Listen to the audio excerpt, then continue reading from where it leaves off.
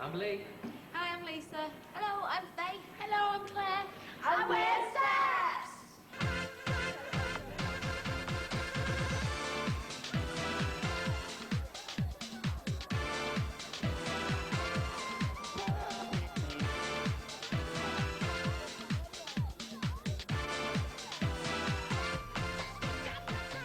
So we're doing very, very well internationally. I think it's because we're running around having a laugh, being happy. From the moment Steps first burst onto the airways and our television screens, everyone stood up and took notice. Not the run-of-the-mill all-boy band or girl band, here was a pop group with a difference. Made up of three gorgeous girls, Faye, Lisa and Claire, and two very handsome lads, Lee and H, Steps were a unique act. They had a familiar ABBA-esque musical style and funky hip dance routines that everyone seemed to love. And there was always new dance moves for every song. Within months of releasing their first single, Steps had become the hottest pop sensation since the Spice Girls. And in the next 2 years, the Fantastic Five notched up a string of chart successes across the world. #1 hits in the UK, Europe, the Far East and Australia has seen Steps elevated to the dizzy heights of Pop Super League. We've only been doing this a year, so I think we're just all taken back by, how well we're doing. We got gold disc, platinum disc for our album and for singles, and we've performed on some amazing shows. For our first single to do so well immediately in Britain, I mean, that's a really big achievement for us, so we're really pleased. Presently, Steps are riding high on the crest of a pop wave. They've sold over 1 million singles in the UK and their album has gone platinum 4 times over. They're travelling the globe, performing to huge audiences, and the demand for Steps keeps on growing. I think Steps have offered the world something quite new. I used to be a DJ in my time as a Redcoat, and they're great dance tracks. We love Steps, what they do, their movements. We love Faye. I really like Steps. They are so fun. Peach is cute and sweet and it's gorgeous. It's like a fun group. They don't take anything really seriously. It's just fun, and that's what music should be about today. They're just such fun, and that's what they're there for, to give everyone a bit of a laugh, to provide them with this cheerful music. I just like how they sing and how they dance. It's good, accessible music that you can sing along to. They do seem to get on, which is obviously good. I mean, I think good luck to them. But they sell. It's got to be good. Even though Steps have been dismissed as a novelty line dance group, Faye, Claire, Lisa, H and Lee have had the last laugh. Today, Steps are pop music icons, and best of all, they provide something for everyone. With their whiter-than-white smiles, their party-on-down style, happy-go-lucky music and easy-to-pick-up dance routines, Steps have created the perfect pop package for the millennium. I think they're very accessible as a band. There's one of them that you can be, you can have your favourite member of Steps, but you can also kind of aspire to being that member. The music is there, and it's great, jolly pop music, but even more importantly, you've got the sheer physicality of the 5 steps, that there's an amazing mixture of girls and boys. At the beginning, the national press didn't seem that interested in the Steps gang, and they appeared not to attract much publicity. But the same couldn't be said for the fans. Young people were going crazy for these girls and boys. We try and involve the audience in our act or in each song that we've got, because we have a little bit of a dance routine, sometimes it may just be a small move, but it started off with 5, 6, 7, 8 with the full-blown line dance, and then last thing on my mind, something a bit more retro. But I think because the audience can get involved with us, and in Asia they love that, especially because they all love to sing and dance, so it's very easy to join in. But in the Far East, they're like gods. They've been on the cover of Vogue somewhere in the Far East, and they did a shopping centre and had to have something like 16 armed bodyguards with them for the day, just because they were going to get mobbed. Because we're really lucky, because we're doing very, very well all over the rest of the world. We're collecting discs from everywhere, which is fantastic. But the good thing is we can still walk down the street in London and not have too much hassle. It's quite nice at this level. We've come a long way in a year. I mean, this time last year, I think we were just releasing 5, 6, 7, 8. Released 5, 6, 7, 8, so we all had our fingers crossed for that to do well, and what's happened in the space of a year has just taken us all by complete surprise. We've got a Steps tribute band already, actually, so we're kind of on our way. And then, Baby Good. We were going to go along The audition and see if we got the part again. At the moment, Steps are a very successful pop group, but it wasn't always like that. Only 2 years ago, Lisa Scott-Lee, Faye Tozer, Claire Richards, Ian Watkins and Lee Latchford were unfamiliar names. But unbeknown to them, someone was hatching a plan, and that plan was to audition 3 girls and 2 boys for a pop group called Steps.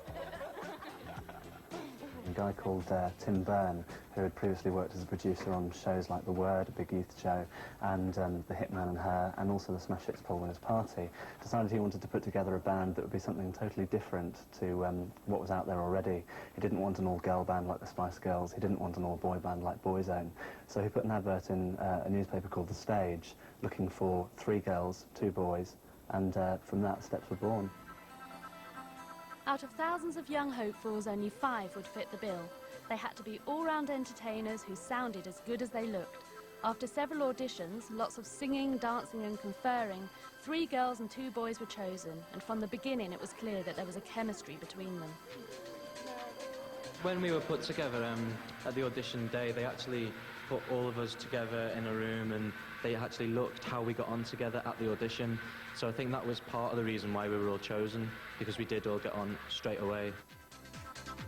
Not only did Lisa, Faye, Claire, H and Lee bond quickly to form a united team, but as individuals they stood out as talented and unique artists. We do all get on really well. We haven't known each other as long as a lot of bands, but we do. We're we are like brothers and sisters now, which is just, it's brilliant because it makes life on the road a lot easier for us. Thank goodness.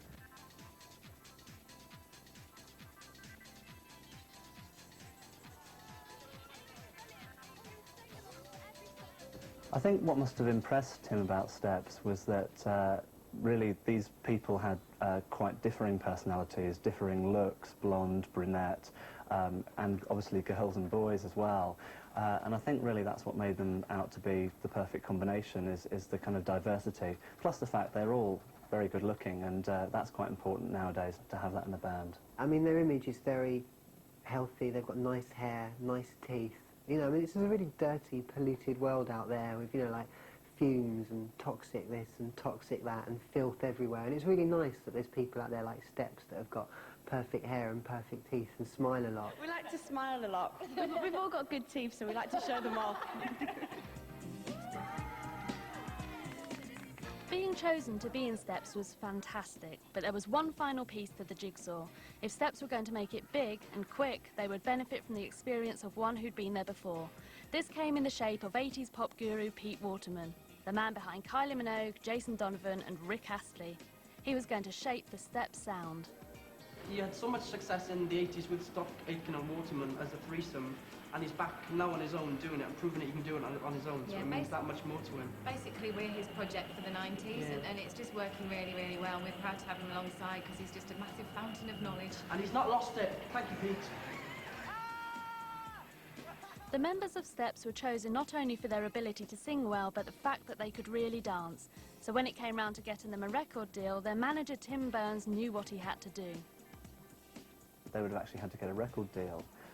Getting a record deal is obviously the important thing, and Tim Byrne went round and touted them to different record companies to see who would want to sign them up. That would be quite an interesting process. Normally you'd send in a demo tape. I think Tim insisted that people at record companies actually did see Steps in the flesh because there's so much more about them than just their music.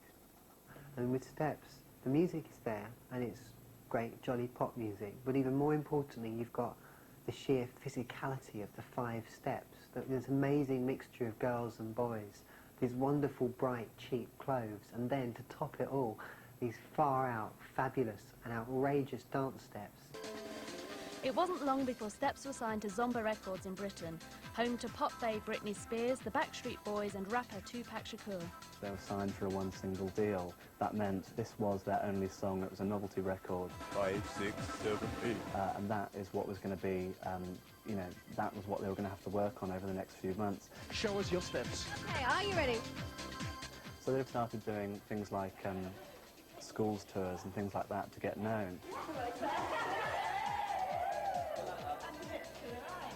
At a time when the charts were dominated by either all-girl or all-boy bands, Steps were offering something fresh and new.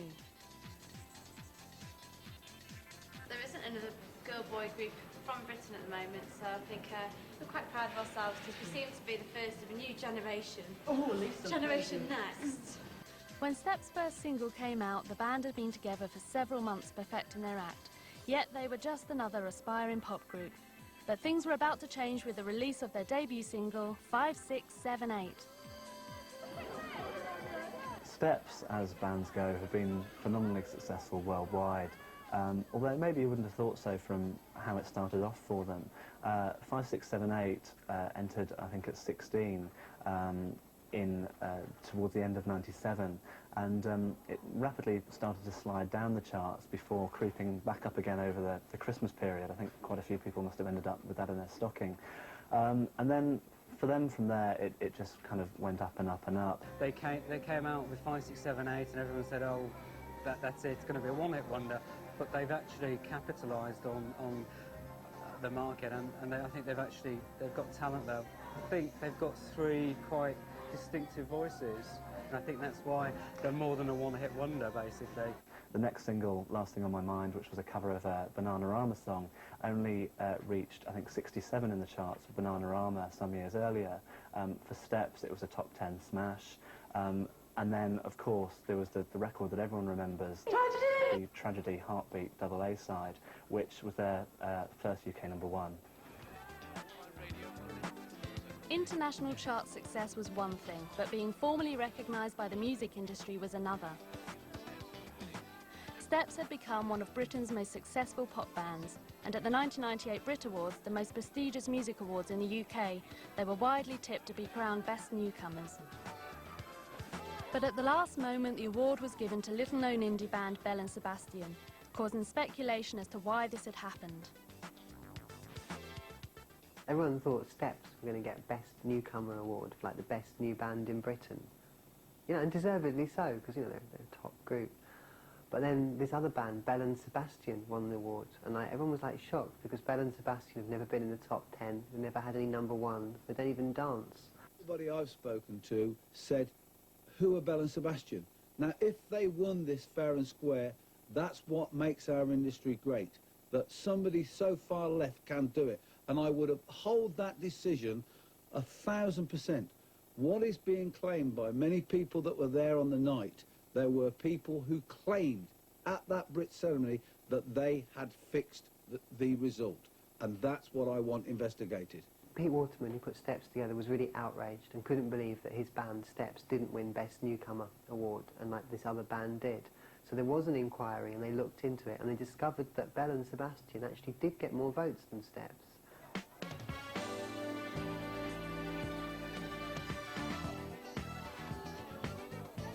In the press, Steps are constantly being compared to the legendary Swedish group ABBA. When the world first heard of ABBA in 1974, they had won the Eurovision Song Contest with an entry called Waterloo. This went to #1 around the world, plus top 10 in America. By the time ABBA split up, they had topped the British charts 9 times, had several top 10 hits in America and made 7 albums. And now it seems ABBA have been reborn in Steps. I think the ABBA comparison for Steps is inevitable. With ABBA, you had 4 people in the band, 2 girls, 2 boys. Okay, there's one more girl in Steps, but they sound similar. The intros to some of the songs, the general sound of them, they are like an ABBA for the 90s. They are the ABBA of the 90s. You know, we do sound a bit like ABBA, but we never set out to. Maybe Steps didn't set out to be anything like ABBA, but it's not surprising that they've been compared to the Swedish legends. Their producer, Pete Waterman, is a self-confessed ABBA fan whose passion for their music runs deep. Because my manager's well into ABBA and he knows everything there is to know about them. Pete Waterman is very good at pop. I mean, he gave us Kylie, but I think with Steps, he's kind of learnt from the mistakes with Kylie and Jason, and it's a lot better. I'd say, so Pete Waterman is someone that's been doing this a long time, and looking at Steps, I'd say he's learnt from his mistakes, and he's now doing it better than he ever did. And we all grew up listening to Stock Aitken and Waterman, so it's quite an honour actually to be working with him again. Now he's on his own and he's doing the same, you know, with the 90s, he's still doing it. He knows how to write 4 minutes of pop that's as going to drive everyone crazy and go straight to #1. That's a real skill. I mean, he might be working to formula, as his critics would say, but he's still got the vision to suss the right formula and then deliver. And he always delivers. I mean, with Steps, he's delivered again and again and again.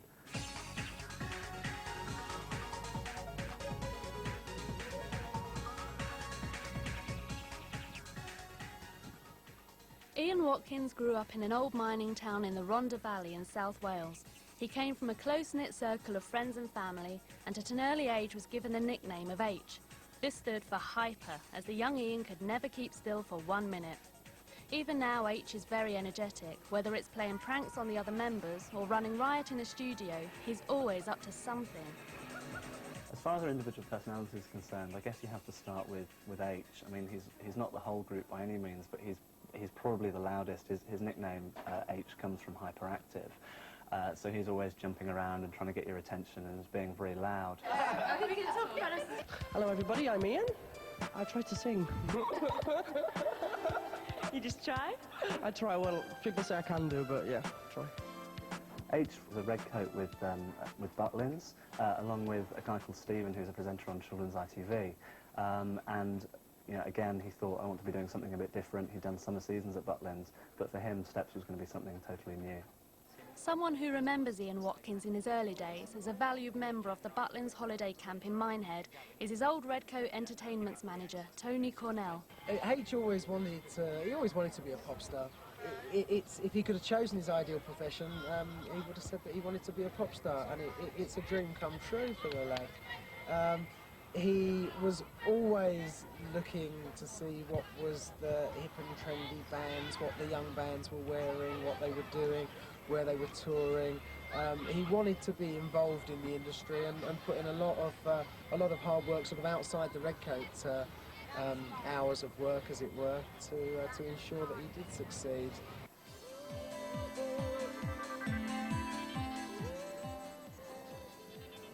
Even as a young kid, H wanted to be on stage and became a member of Spotlights, a local theatre company in the Rhondda Valley. Pat Evans is the director of the group and remembers H's boundless energy and enthusiasm. He was a very, very lively young lad. Young, very young. And he was in a production of Joseph and His Amazing Technicolor Dreamcoat. And he just was so lively that's how, you know, the H, the hyper, sort of came into his sort of being and has latched onto him ever since. And I don't think to this day he's changed, as you can see when you do see him, he's exactly the same. H was always a very determined character and gave his all to anything he put his mind to. The last show that he actually performed with us, we were doing Barnum, and he was so insistent that he wanted to learn to do the unicycle, which apparently is one of the most difficult. And to be fair, he spent hours and hours and hours actually just trying to gain it, you know, to get there, and he did. And I said, well, whatever, you've put in so many hours, I have to put you on the stage, you've got to do it in some form or another, because he deserved it, you know, he really worked hard at it. It wasn't long before H had outgrown the Rhondda Valley and needed to pursue a career in entertainment. H packed his bags to head to England and the bright lights of Butlins holiday camp in Minehead. He then came and said that he was thinking of going into the holiday camp type of the theatre side of it, which is, you know, not the easiest of places to start, I don't suppose. Butlins is well known for being a starting point for ambitious young people seeking a career in entertainment. Many British TV and music personalities have come from the Butlins training camp, and H wanted to be one of them. Tony Cornell remembers H's early days. When we first spotted H, he was a barman down in a bar called Molly Malone's down in Minehead, and there was this energetic, hyperactive, over-the-top character who was always singing and dancing behind the bar. We suddenly realised that obviously he would have made the ideal candidate to become a redcoat, so we poached him from our colleagues on the bar's department, and he started off as a children's representative. From there moved on into production shows and was one of the main character actors and dancers in some of the productions that we put on down at Minehead. As a member of staff, he was always over the top. He was 110 miles an hour all the time, which is wonderful for a redcoat. That's exactly the kind of personality that you want. But sometimes, yes, you do have to sort of reel him in a little bit and calm him down. But yeah, he was a wonderful lad. Got on well with the whole team. It wasn't just H's energetic and lively personality that got him noticed. He was a real all-rounder with heaps of talent. He was always a very, very good dancer, very good mover, natural mover, and could sing well. And I suppose that was the area that I felt he probably was most strong in. He always wanted to be a dancer. He always wanted to dance, whether it be in one of the main venues with the guests, or whether it be up on stage as part of a production show team. He always wanted to dance. You could never get him off the karaoke either at one point. He fancied himself as a bit of a singer, and we said he'll never make it as a singer. H was always a popular member of the Redcoat team and had a way with people, especially the girls. He seemed to adore him. H did have a broad appeal to both the young and old alike, but there were always hordes of young girls following the guy around. And I don't suppose that's changed now. In fact, it's probably multiplied, hasn't it? He constantly was getting letters and postcards and photographs and signing autographs for the many hundreds of children that come on holiday to Butlins. He was a star many years ago at Butlins, and he's seen his career sort of move on, and it was a good training ground for him, certainly, with the fans, because he had a fair few young girls chasing him around the resorts back then. So was anyone surprised when H got his big break and became a member of chart-topping pop group Steps? Well, we were delighted when H got his break in Steps. Their success it's been a bit of a roller coaster, and it's fabulous for him at the moment, and let's hope it does continue. When I went to see him in concert in Cardiff, yeah, I did feel proud, and I thought, yes, you know, I'd worked with him, I knew him. The part that I was glad about, that he was still H. He still is the same now when he comes home now. He is no different in our company than when he first started with us as a very young boy, and that's, you know, that's the way he is. And I don't think he'll ever change, to be honest. He's like Peter Pan. He's never going to grow up, you know. Is there a downside to being Steps? H has set out to do what he'd always wanted to do. Being in Steps meant he could dance, sing and entertain people all the time.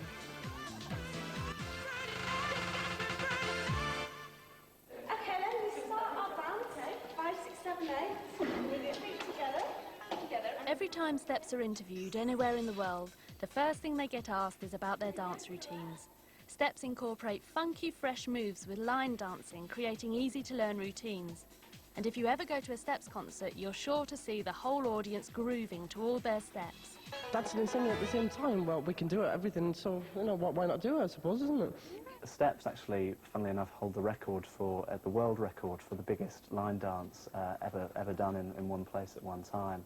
So I think, although you might have traditionalists out there who don't want their kind of line dancing popped up, I think Steps have done well to bring it out into the public eye, and maybe they should be grateful for that. In England especially, it's huge at the moment, so we thought, okay, why don't we incorporate a dance along to a good pop song, which is exactly what we've done, and it's worked. They were involved in the line dance scene and the line dance market, and I think they were clever enough to actually see that niche and introduce Steps in at that sort of level, knowing that they could actually develop it and influence the line dance market, I think. Steps dancing is, I suppose, quite unique in that it's fun, everyone can do it, everyone can pick up on it, to the extent that I think most of the times their dance moves have even been inside the sleeves of their records. So you can get together with your friends in the playground, you can learn the dance, you can do a whole routine and feel like you're in the band. That's a clever thing about Steps. It allows you to join in. You know, because you can put it on the telly and you can sit there at home and you can go like, you know, you can do it. You know, and there's all those kind of different routines that we all know. You've got your tragedy and your one for sorrow, and your last thing on my mind, that kind of thing. It's just something that everyone can pick up on, anyone from a granny to a 7-8-year-old girl, and just have fun with it. And if everyone can dance, everyone feels like they can be a bit of a pop star, don't they? And I think everyone would like to be a bit of a pop star quite secretly. We did a gig at the Royal Albert Hall with Elton John the other day, and the whole audience just picked up on it straight away, and they loved it. And the whole audience, you know, was doing tragedy, the whole bit. Did a steps item in our recent school show, and all the children, well, we hardly had to teach the children the movements because they already knew them before they even came to the rehearsal that we did, because we used one of the numbers for our finale. People want to join in. They like to sing along to them. They like to do something with them. So yeah, you've got a nice routine that you can actually do along with the music.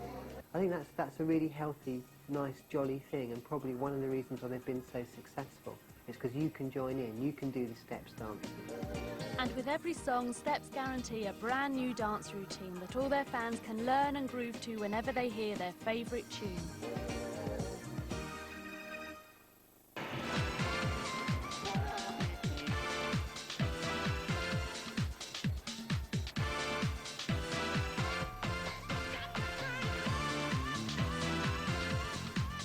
Bubbly blonde Faye Tozer grew up with her mum, dad and sister in the mellow town of Dunstable in Bedfordshire.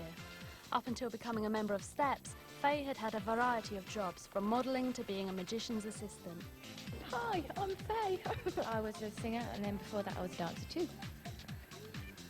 Faye is known as Smiley Steps, and I think that's just because she is always so cheerful. You know, she never seems to have a bad word to say. She always comes up, all right, how are you, hello, you know, that kind of thing. So that's where that comes from. Faye joined Steps again through the ad, but she had been working in cabaret at the Park Lane Hilton in a band called Bourbon Street, and I think she just thought there must be more out there. She was getting well paid in an incredibly smart hotel, but you know, she just thought there must be more to life than doing this night after night. As a young girl, Faye joined the Anne Gale School of Dance in Bedfordshire and showed from the beginning that she was extremely talented. Her teacher, Anne Tyra, remembers Faye very well. Faye joined this dancing school at the age of 3 at one of our branches in the Dunstable branch, and then continued with all her training, doing all the various aspects of dance, obviously classical ballet and modern and tap, as well as national Greek and character. And she always had a very lovely singing voice, which we encouraged so that she could have several opportunities to both sing as a group and obviously to act as a lead singer in various school shows that we did over the years. I remember one particular school show where she was the lead part as Alice for Alice in Wonderland, and many other both professional and amateur work that she did while she was here.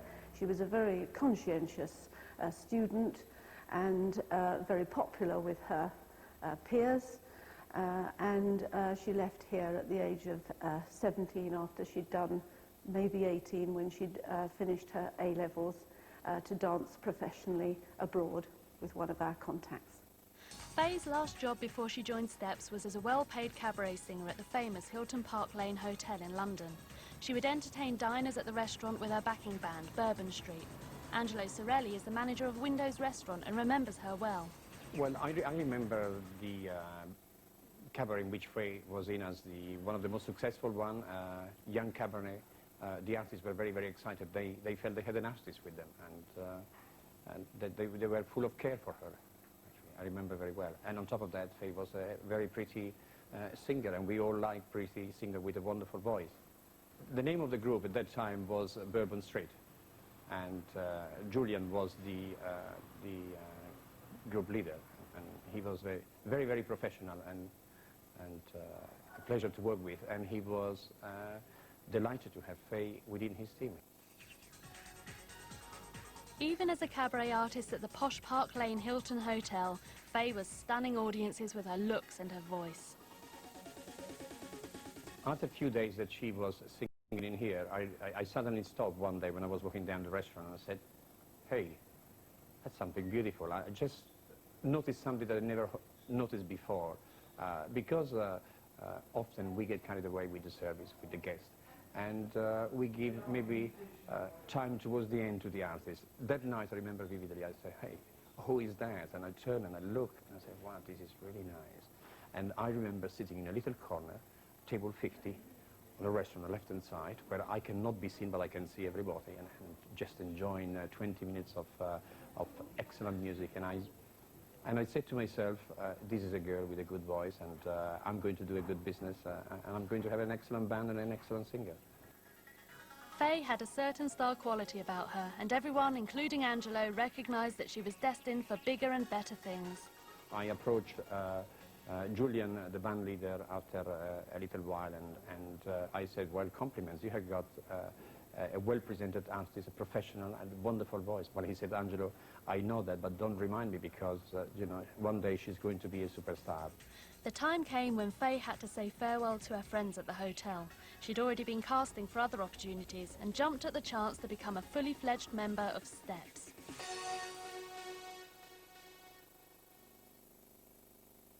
We actually have our costume styled for us because at the moment, as I say, we're really new. So they're just like trying to find the right sort of image for us. So we're getting consulted at the moment.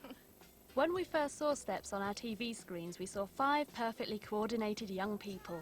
Their clothes were bright and fun, their style was outgoing and sunny. The way the girls dressed especially made an impact on their fans. Lisa loves platform trainer shoes, Claire lives in combat trousers, and Faye likes her space trousers. But whatever the girls wear, they always look the part. Step style is very easily accessible. It's bright, it's fun. It's not expensive, it's not complicated. There's items you can find there in any of your high street stores. It seems to be a mixture of club wear, stroke streetwear. At the beginning, Steps wanted to make an impression and create an obvious image, so they stuck to wearing the same colour clothes. We just want to be coordinated together and just so we look like a team and we're a group together and so we can wear the same things. Bond. Like it. Same colours. We want to wear the same clothes. Because we're brothers and sisters, we want to wear the same. And Claire can never decide what to wear, so she just goes with us. It's a lot easier. It saves a lot of headache. But even so, all the members of Steps have their very own style and like to wear different clothes from one another.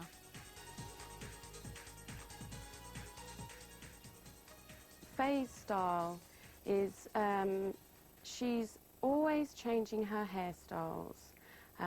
She has always a different hairstyle in every single video. Many Barbies have sacrificed for my wig. She's also beautifully made up. She's an expert at doing makeup herself, so she always looks really beautiful and always very perfect as well. Lisa's style, she's the most sophisticated out of the girls and is always seen wearing like short skirts, sort of like quite tailored outfits. She's just very, very stylish in her own way. Actually, I always wear lycra on stage so that I never have to iron anything. Claire is very sporty. She always has her belly button exposed and always seen in low slung sort of trousers, skirts, shorts and sort of bra tops. I'm not very practical when it comes to clothes. Everything I've got needs ironing. Now that the group is more established, slowly but surely their look is changing. They've moved away from wearing the same colour outfits and their image seems to be getting more sophisticated. I've changed a little bit since 5, 6, 7, 8. I mean, I've gone from a curly blonde bob to these things, plastic wig. Claire's had the chop as well. Lisa's had the chop. You know, we're all changing gradually. But the lads have had the chop. It's not about, you know, just trying to change our image just for the audience. You know, it's to please we kind of at the end of the day as you well. know, Because we just go on, sorry. One at the table. One at the table, please.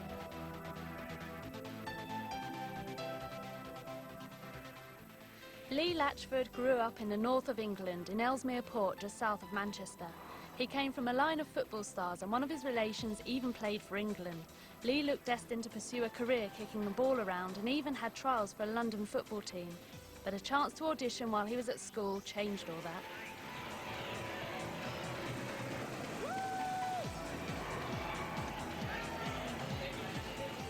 Hello, I'm Lee. I'm a singer in Steps. Before this, I was playing football a lot.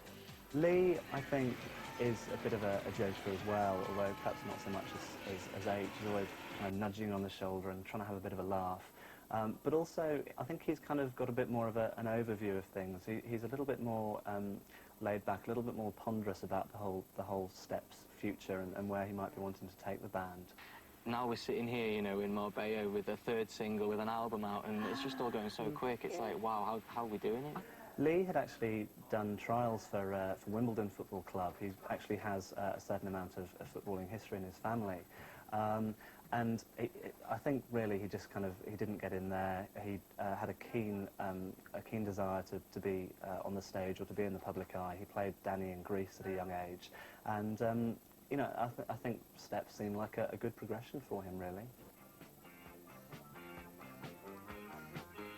After getting the lead role of Danny in Grease in his school play, Lee was encouraged to pursue an acting career. But he decided he needed a good training and got a place at the Betty Lane Theatre Arts School in Surrey, famous for another pop superstar, Posh Spice.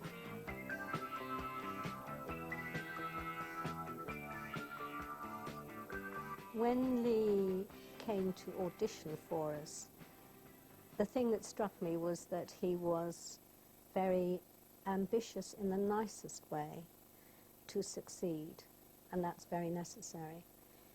He hadn't had, at that point, an awful lot of prior training, but he had the talent there which we knew we could nurture and bring out. All through his training, he worked desperately hard. He was a very good member of the college community and tried everything. You know, he did all his classes, he tried every discipline that we teach, and I was absolutely thrilled when his ambition has now come to fruition, because he deserves everything he gets. He's a great guy. Lee was a bit of an all-rounder, and it wasn't clear which area of showbiz he'd end up in. When the opportunity to audition for Steps came up, he was ready to have a go. Lee came to see me to ask if he could audition for a pop group that was advertising for members in the stage newspaper.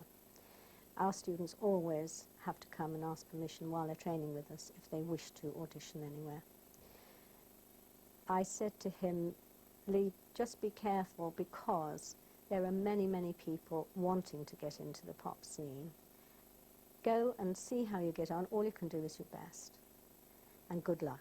And he came back and he said, I have been chosen. And I said, well, that's fantastic, but please just sort of don't count your chickens before they're hatched. Always keep your feet on the ground. And if it's going to happen, it will happen for you. And it did. I mean, it was wonderful. It just filled that niche in the field that was so necessary at that time. And he had the right image, he had the right type of voice, and he gelled, and that's wonderful. Betty Lane is thrilled that Lee has done so well in Steps. She always knew that his talent and determination would take him to greater heights.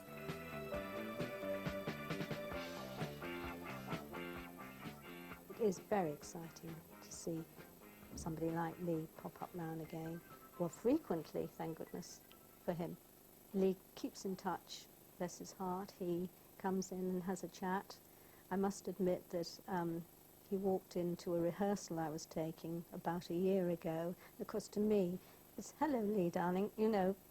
And all the girls suddenly turned round, and I thought, yes, of course, it must have an impact on them, which it certainly did. But Lee does keep in touch, yes, he does. He also is exactly the same as he was when he was here. I haven't noticed any difference, which is very nice. Feet on the ground forever. For Lee, becoming a member of Steps was a change in fortune. He could have become a football star instead. But today, Lee plays to international audiences of pop fans rather than terraces of British football fanatics.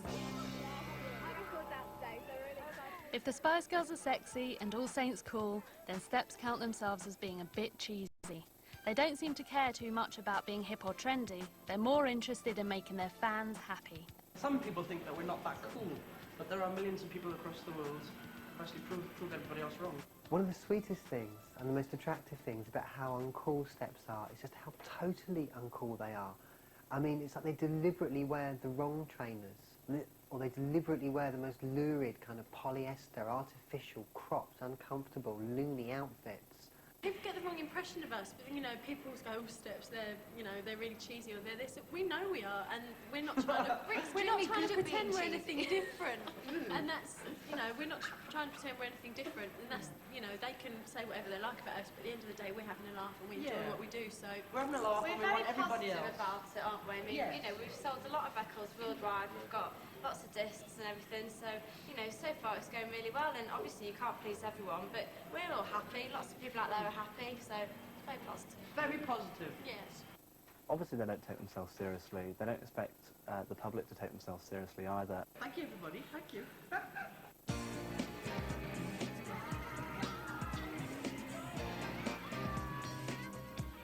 Claire Richards is the baby of the group and has been nicknamed Gadget Steps, apparently because she's a bit of a tech head and has a gadget for every occasion.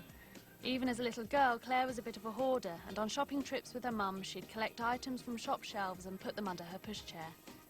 Hi, I'm Claire, and before I was in Steps, I was in another band called TSD, it's 3 girls, and I'm from London. Claire is, I think, a lot more laid back. She likes to just settle down with a book, that sort of thing, when they do get free time to themselves. But again, as are all the band, just very friendly and very, very, very nice to you whenever you meet them. Steps was Claire's second stab at a music career. Before that, she had been in an all-girl band called TSD, who had toured with Boyzone and PJ and Duncan. Top London TV and radio promoter Jeff Chegwin remembers how TSD came together. TSD were discovered through auditioning. I think hundreds of girls to find them. In fact, they were pre the Spice Girls, so in fact the idea was actually really sound. From the audition, 3 girls were picked, Cozzy, Claire and Bonnie. Bonnie now lives in Bedfordshire and is pursuing an acting career. She admits that she didn't have the best voice in the world, but was picked to be in TSD for her personality. I just went for an audition in Stage magazine. I said, look, I can't sing. I really can't sing. I said, but I can make the group look good, and I can make us sound good, and I can go on the stage, perform, blah, blah, blah. And I said, I've got the gift of the gab, so can you give me a chance? And they did. TSD was a manufactured group, and each member was chosen for their different talents. Bonnie was delighted that she'd been given a chance to be in the all-girl group and made a big effort to get on with everybody. I met Cozzy, first of all, who I clicked with straight away, and we got on really, really well. She's a down-to-earth Cockney girl, and she's excellent. She's a real nice girl. Claire then came along into the group. She was the last girl to get chosen into the group. Jeff Chegwin recalls that all 3 girls had very different looks and personalities. TSD were all, obviously 3 different characters. Bonnie was probably the most humorous of all.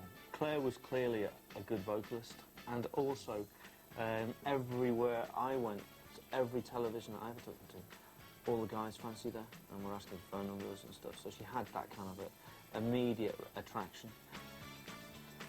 As TSD, the 3 girls had to spend a lot of time working, touring and going out together. Even though this was sometimes a little too much for Bonnie, she remembers those days as one of the best times of her life. She had a very good voice. She has got a very good voice. And sometimes we had, you know, we did get on, because I think for the sake that we had to get on, because we were living out of each other's pockets for like a year. We were touring, and so it's like one of those things that you had to get on in a way. But we did have our moments, you know, sometimes we'd have a laugh and everything, but I'm the one that was always like, I've got the bigger mouth, I suppose, and I went out and had the laugh, and I went out to clubs, and because to me, I felt like felt I was so lucky to get in the group to start off with, and I thought you're not going to get this opportunity ever again to do this. It's a once in a million chance that you get. So just take it as it comes and enjoy it, really.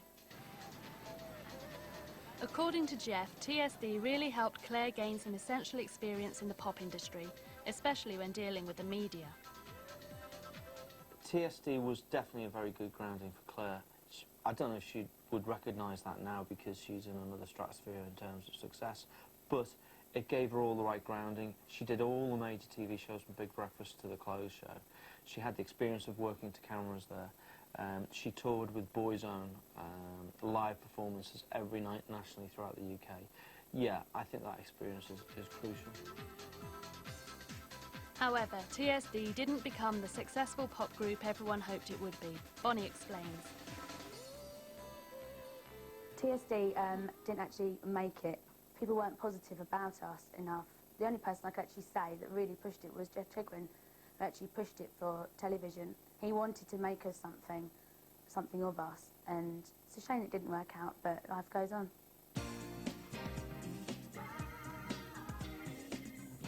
The boys in Steps love to slop around in their jeans when they're not on official Steps duty. However, being in such a high-profile band, the guys are aware that having the right look is very important to the band's success. Lee is a devoted gym user, and H stays in trim by being hyperactive. But either way, the boys always look the part. There obviously is a bit of variation amongst their clothes. Lee, out of the boys, will always get the smart suits, and H will get the T-shirts. But I think the key there is if you want to be someone out of Steps, then you can, because you can recreate that style yourself. So do you always wear black then? No, we've got 3 outfits. One's a red outfit, the girls are in red, and myself and H wear black again, and then there's a brown outfit. Brown shirt with the things on the shoulders there, and brown trousers, and the girls have got like leopard skin type tops with fur and a basque and stuff. So yeah, there's 3 different types of costumes altogether. H is the clown, who's seen wearing very sort of, fun T-shirts, often T-shirts with a print on that, you'd want to go out and get. He's always sort of wearing sort of like loose trousers so he can move around and clown around, because he is the clown of the band out of the 2 boys. Lee is smarter than H. He wears clothes that are sort of you'd expect to see someone wearing in a club. And he also likes to wear sort of the odd tight shirt to show off his muscles, because he's the sporty one out of the 2. I suppose it's a good question to ask whether Steps care about their image, and off stage, of course they do. They don't go around in the same clothes they wear on stage. They have a certain look, a certain kind of outfit, a certain kind of themed colour or whatever for a particular song that they're going to wear. But I don't think they mind having that image on stage. They know that they're just there for a bit of fun, and that's all we're trying to address, really. Lisa Scott Lee, nicknamed Party Steps, grew up in North Wales in the seaside town of Rhyl. She grew up there with her mum, dad and 3 brothers. Even as a little girl, Lisa was always up to tricks. Once she stole a hamster from the zoo and tried to hide it away in her doll's house at home. Lastly, Lisa, again, just very smiley, very friendly. And she's also got a bit of a loud streak to her. She might only be 5'2", 5'3", but she certainly knows how to make herself heard. My name's Lisa, and before I was a singer, I was a dancer, and I come from Wales. At school, Lisa was a grade A student and always did well in all her subjects, but she loved acting and soon impressed everyone with her talents, including her former headmaster, Bruce Pyatt. She was an outstanding actress. She was bubbling with confidence and with enthusiasm. It was infectious. She communicated very easily with the audience.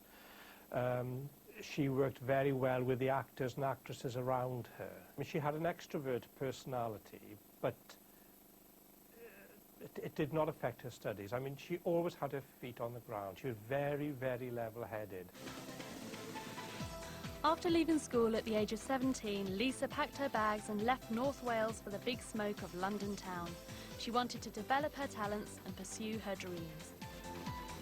Well, Lisa came up from Wales when she was 17 and joined the very well-known Italia Conti stage school. and really went from there when she saw the ad, applied and got the job. Lisa's big break was still to come, and after finishing her training at the famous Italia Conti School, home to other popstars like Louise Nerding, she worked as a singer and dancer, touring all over the UK and abroad. Lisa's ex-headmaster at her school in Rhyl wasn't always 100% sure that she would make the big time. I didn't know whether she would ever actually make it onto the stage. I mean, she always wanted to get into the media, into something like television or the pop world. But lots of students, you know, say that, and lots of students do have the drive. But she was quite distinctive in that you felt that really she was going to get there. She was absolutely determined to make it. It wasn't long before Lisa had got through the audition for Steps and was on her way to pop stardom. So what did Mr. Pyatt think about this? Well, my first impression when I learned that she was making it now to the top was one of great happiness for her.